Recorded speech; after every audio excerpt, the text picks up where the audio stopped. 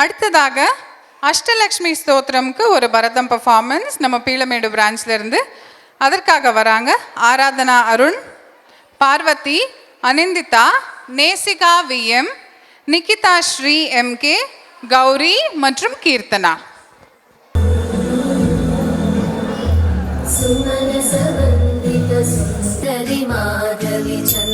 सहोदरि हेममयी मुनिगणवन्दित मोक्षप्रदायिनि मञ्जुळवासिनि वेदनुते पङ्कजवासिनि देवसुपूजित सद्गुणवर्षिणि शान्तियुते जय जय हे मधुसूदन कामिनि आदिलक्ष्मि जय पालय माम्.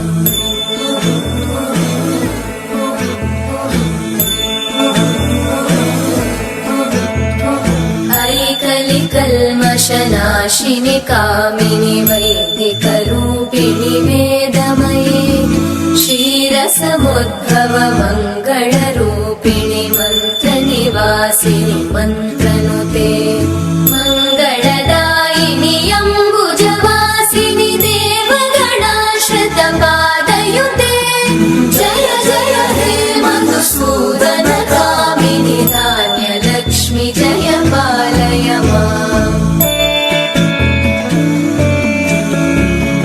जय वरवर्णिनि वैष्णवि भार्गवि मन्त्रस्वरूपिणि मन्त्रमये सुरगणपूजित शीघ्रफलप्रद ज्ञानविकासिनि शास्त्रनुते भवभयहारिणि पापविमोचनि साधुजनाश्रितपादयुते जय जय हे मधुसूदन कामिनि धैर्यलक्ष्मि जय पालय माम्.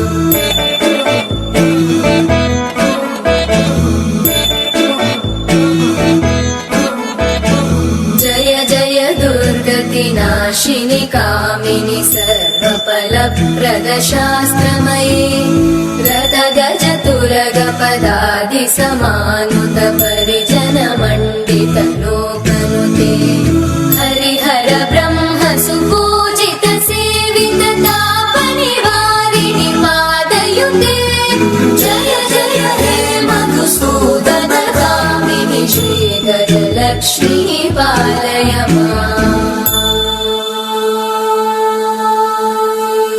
ऐकगवाहिनि मोहिनि चक्रिणि रागविवर्धिनि ज्ञानमये गुणगणवारिधि लोकहितैषिणि सकलस्वरवरगाननुते सकल सुरासुर देव मुनीश्वर मानव वन्दित पादयुते जय जय हे मधुसूदन कामिनि सन्तान लक्ष्मि पालय माम्.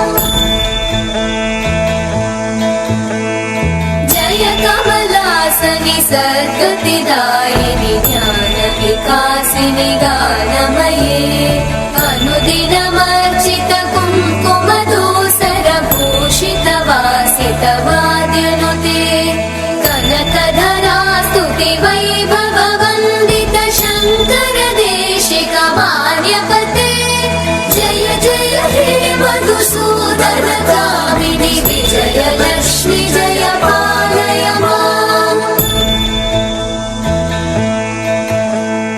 प्रणत सुरेश्वरि भारति भार्गवि शोकविनाशिनि रत्नमये मणिमय भूषित कर्णविभूषण शान्ति समावृत हास्यमुखे नवनिधिदायिनि कलिवलहारिणि काम्यफलप्रद हस्तयुते जय जय हे मधुसूदन कामिनि विद्या लक्ष्मि पालय माम्.